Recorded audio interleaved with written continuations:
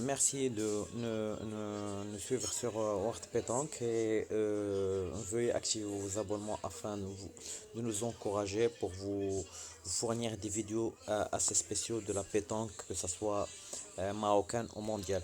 Hein, on va voir une très belle main. De France à la troisième équipe de France.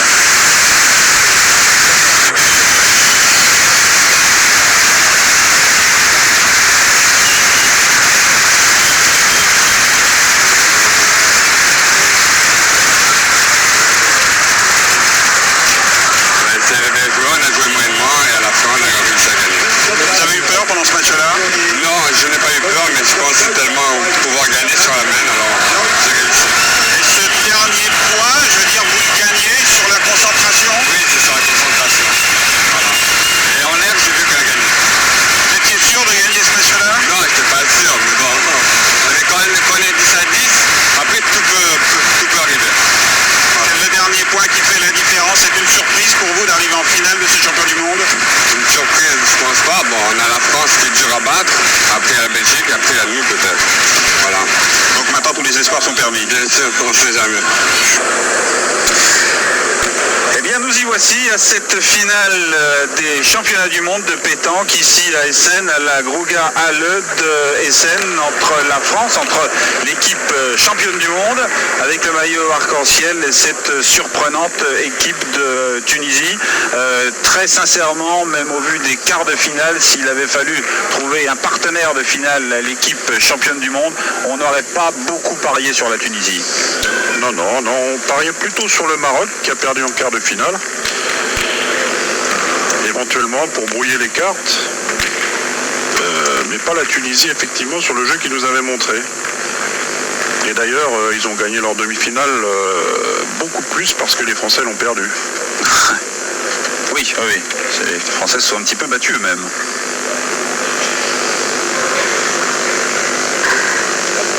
Et bien sûr, le premier point d'une finale, toujours très très important. Si on peut éventuellement obliger l'équipe adverse à tirer immédiatement pour tout de suite jauger les capacités du tireur, les capacités nerveuses du tireur à jouer cette finale, ça peut être un très bon test.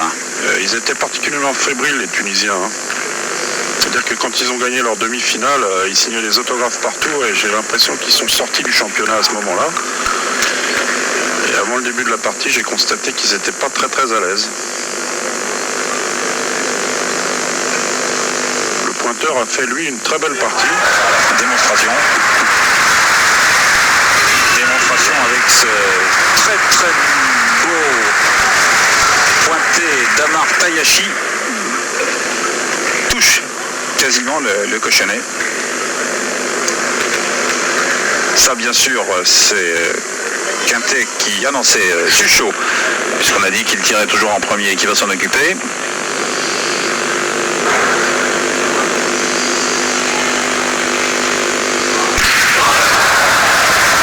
Bien tiré. Très beau recul, sans toucher au but au passage. Suchot qui a un style très très particulier parce que qu'il pointe ou qu'il tire, il a exactement le même geste. Exactement le même geste, oui. Il démarre très doucement. Très décomposé. Et de nouveau Amar Tayashi pour essayer si possible de replacer la même boule. C'est moins bien, mais ça prend le point quand même.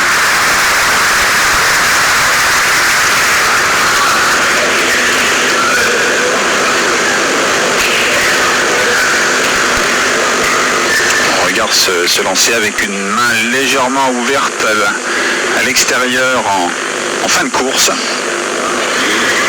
Pour l'anecdote, on peut dire que la troisième place a été jouée entre deux équipes françaises et que c'est l'équipe Foyot qui l'a gagnée. Finalement, dans ce championnat du monde, si on espérait, tout du moins au plus haut niveau, c'était la question qu'on posait en tout début de reportage, si on espérait la venue d'équipes nouvelles et de pays véritablement nouveaux, on a été un petit peu déçus parce qu'on retrouve, tout du moins au niveau des demi-finales et des quarts de finale, toujours les mêmes. Il y a très peu d'outsiders, à part peut-être l'Allemagne, oui exact, à part peut-être l'Allemagne. Qui a fait du beau jeu. Ils étaient chez eux et c'est vrai que ce sport prend de plus en plus d'importance dans ce pays.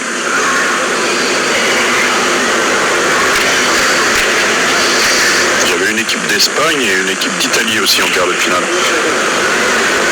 L'équipe d'Espagne qui en fait récupère un petit peu le travail de son équipe junior, championne du monde. C'est la relève qui arrive, qui commence à arriver. Parce qu'il y avait un des joueurs, voilà, parce qu'il y avait un des joueurs de champion du monde junior qui était dans l'équipe espagnole.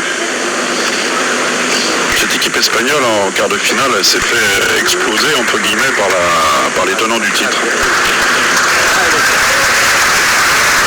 Jusque-là, elle avait fait un excellent parcours. Le premier tir, c'est important. Allez grand, lui dit l'ancien, lui a dit Mohamed Ferjani, au tir Khaled Lacal. Et c'est raté. Et c'est même bien raté quoi. Ouais. Il n'a pas lâché son tir.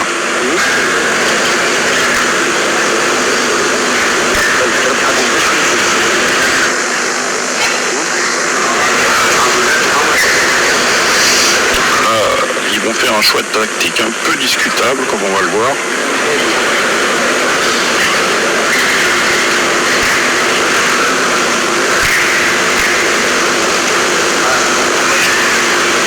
C'est effectivement Mohamed Ferjani qui se prépare à tirer apparemment. Non. Non.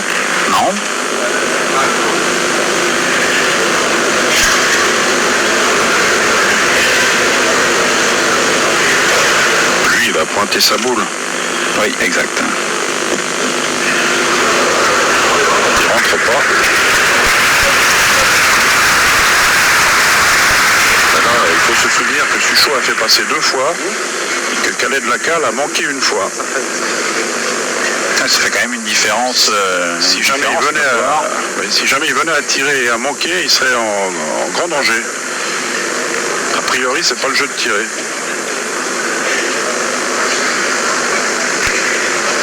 Quand on sait que Quintet a encore 2 boules de tir en main.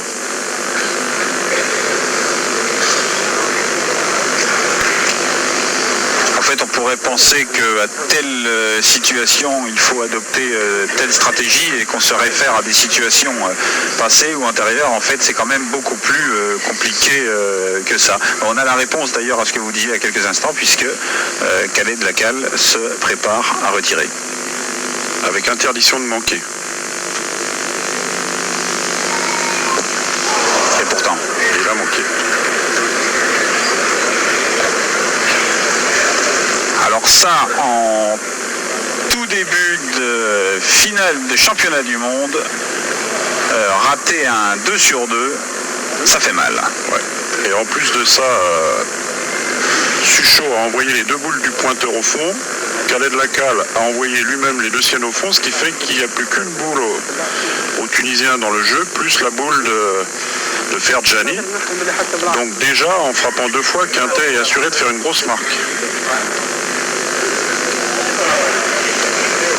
Les Tunisiens se sont découverts. Et vous avez vu que l'équipe de France regarde ce spectacle avec une certaine sérénité. Même si Ferjani place ici remarquablement bien sa boule.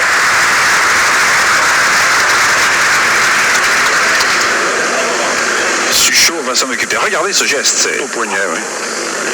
Il a été tourné comme un gaucher.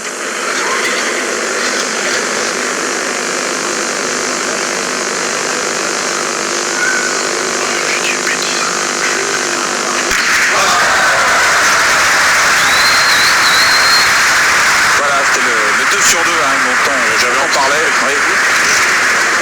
Ah mais on peut anticiper parce que de toute façon ils en ratent aucune. ou quasiment.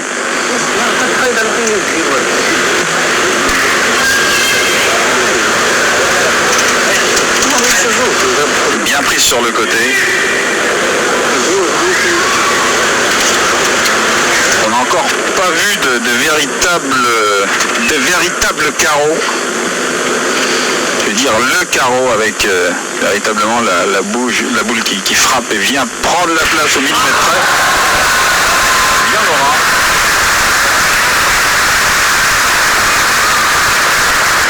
Et là c'est Philippe Quintet qui a fait le travail.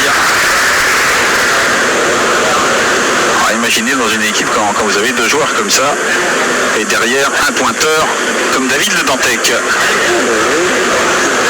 Zancaro, il est venu embrouiller le coup, là, il s'est mis devant la boule à tirer. Ce qui fait que maintenant, à 10 mètres, il doit taper une sautée. Mais c'est pour 6 au carreau. Et effectivement, maintenant, donc, cette équipe de France qui peut espérer d'entrer à 6-0.